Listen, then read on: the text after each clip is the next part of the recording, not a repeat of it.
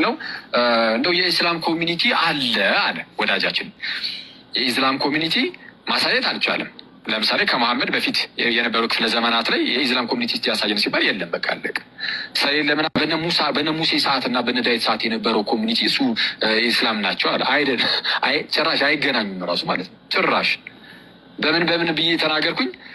ለምሳሌ የራሳቸው ምንድነው አምልኳቸው ላይ መስዋዕት አለ፣ የመስዋዕት ስርዓት አለ። ሰላም አለይኩም ወራህመቱላሂ ወበረካቱ። እንዴት ቆያችሁ? ዛሬ ጧት አካባቢ ወንድማችን ጉድ አይዲያ አክሊሉ ከሚባል አንድ ኦርቶዶክስ እምነት ተከታይ ጋር ላይቭ ላይ ትንሽ ቆይታ እንዳደረጉ ነው የሰማሁት።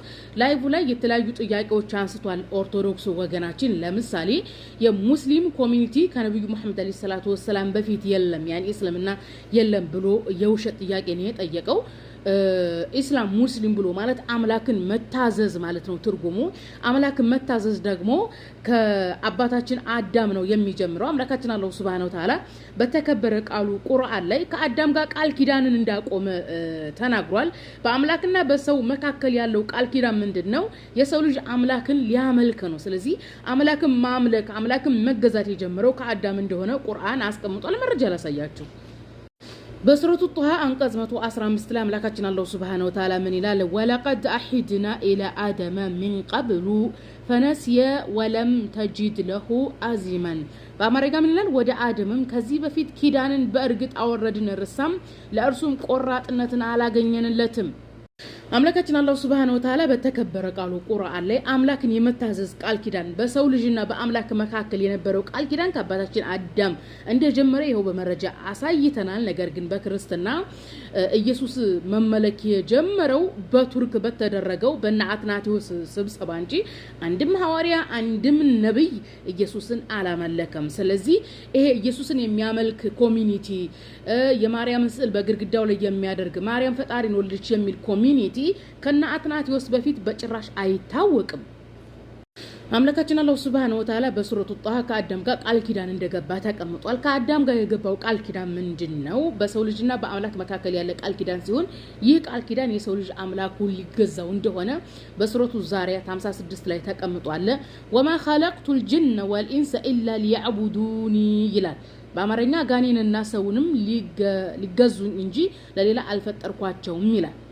በመሆኑም ሙስሊም ኮሚኒቲ ኢስላም ማለትም ይህንን ዓለም የፈጠረን ፈጣሪ በብቸኝነት የሚገዛ ከነብዩ መሐመድ አለይሂ ሰላቱ ወሰላም በፊት የለም ለሚለው ቅጥፈት ቁርአን መረጃ አድርገን አጋልጠናል። አምላካችን አላህ ሱብሃነሁ ወተዓላ ከመጀመሪያው ሰው ከአዳም ጋር ቃል ኪዳንን አውቁማል። ያም ቃል ኪዳን አምላክን በብቸኝነት እንዲገዛው እንደሆነና ነብያቶች ደግሞ ሙስሊሞች እንደሆኑ መረጃ አሳያችኋለሁ።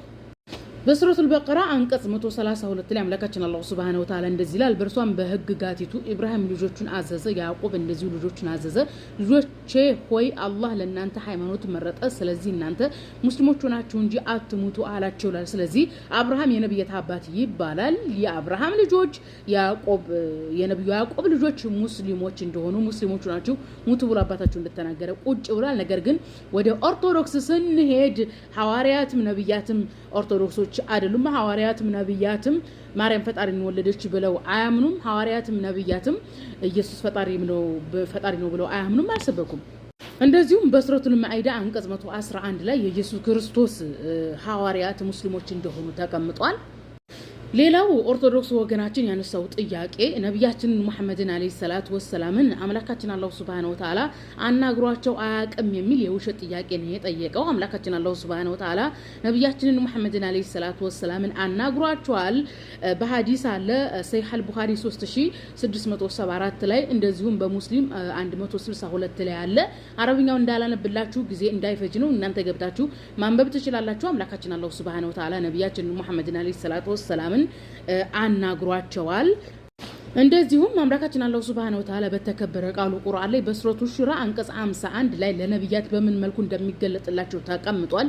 ለሰውም አላህ በራእይ ወይም ከግርዶ ወዲያ ወይም መልእክተኛን ማለትም መልአክን የሚልክ በፈቃዱ የሚሻው ነገር የሚያወርድለት ቢሆን እንጂ በገሃድ ሊያናገረው ተገቢ አይደለም፣ እርሱ የበላይ ጥበበኛ ነውና። አምላካችን አላህ ሱብሃነሁ ወተዓላ ነብዩ መሐመድን አለይሂ ሰላቱ ወሰላምን በቀጥታ ማናገርም ሆነ በራእይ እንደተገለጠላቸው በሐዲስና በቁርአን መረጃ አለን። የሐዲሱን አሳይቻችኋለሁ፣ የቁርአንንም አሳይቻችኋለሁ። አምላካችን አላህ ሱብሃነሁ ወተዓላ ለነብያችን አለይሂ ሰላቱ ወሰላም በራእይ ተገልጦላቸዋል። ከግርዶ ወዲያ ሆኖ አናግሯቸዋል፣ ማለትም መልአክ አናግሯቸዋል። መልአኩንም እንዲሁ አይተውታል ነብያችን መሐመድ አለይሂ ሰላቱ ወሰላም። ስለዚህ ኦርቶዶክስ ወገናችን የውሸት ጥያቄ ነው የጠየቀው። ኦርቶዶክስ ወገናችን አክሎ ምንድነው ያለው? ነብያችን መሐመድ አለይሂ ሰላቱ ወሰላም እንደው አምላክ አናግረኛል እንኳን ቢል ከቁርአን መረጃ ብታመጡ ራሱ ተቀባይነት የለውም ብሏል። እኔ በጣም ነው የሚያስቀኝ። ክርስቲያን ወገኖቻችን ያኒ ካፊሮች ንጽጽር ላይ ክህሎት የላቸውም ብዬ በተደጋጋሚ ነግራቸዋለሁ አይደለም። ጥያቄ መጠየቅ ራሱ ክህሎት የላቸውም።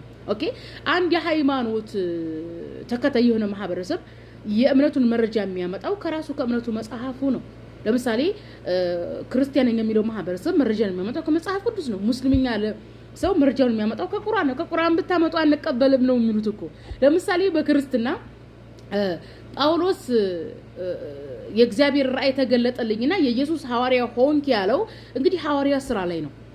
ራሱ ነው ጳውሎስ ነው የተናገረው እንጂ ጳውሎስ የሚባል ሰው ይነሳል የሚል ትንቢት የለም፣ ምን የለም። ጳውሎስ በቃ እግዚአብሔር ተገለጠልኝ የኢየሱስ ሐዋርያ ሆኛለሁ አለ። አመኑት።